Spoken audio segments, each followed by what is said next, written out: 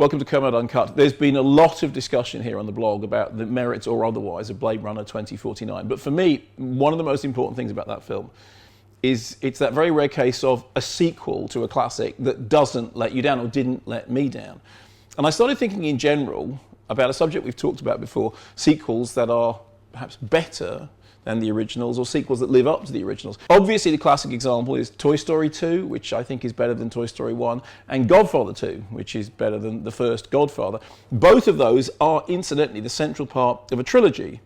The difference being, of course, that Toy Story is about to become a quadrilogy, and we've talked before here about how much that worries me. But it's really interesting that they're both, I think, better than the films that preceded them. Go.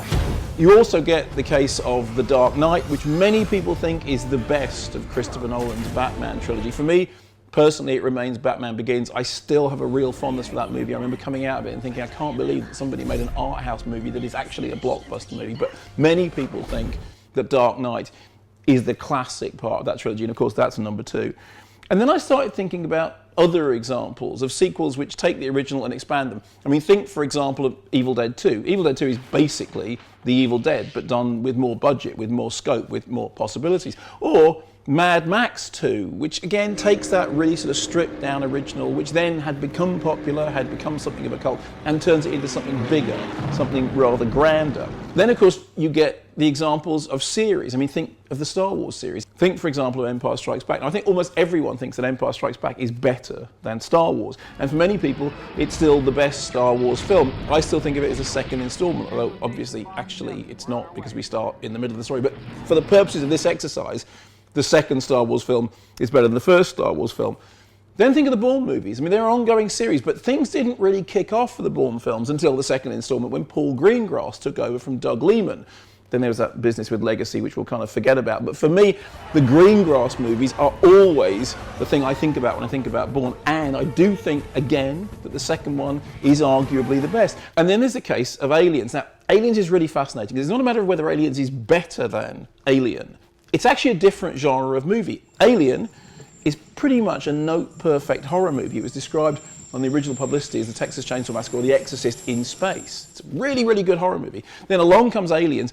It's a war movie. It's a military combat movie. When that film first came out, the tagline was, "This time it's war." And then later on, they did the extended edition. They changed that tagline to, "This time it's more." But it's like going from one genre to another. I was trying to think of something else that did that, and I couldn't come up with an example. Perhaps you can. So overall, there are more examples of second installments living up to, or perhaps even topping, the originals than you may care to think of. I have a particular problem with the idea of sequels, and I think it comes down to this. My favourite film of all time, The Exorcist.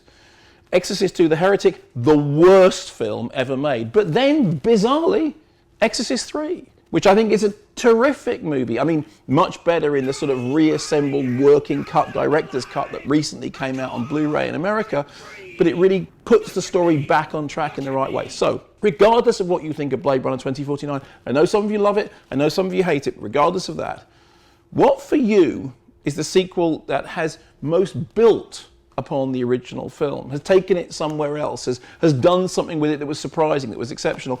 And what's the thing that's let you down the most? I mean, I genuinely don't think anyone can be as disappointed in a sequel as I was by The Heretic, but maybe you can prove me wrong.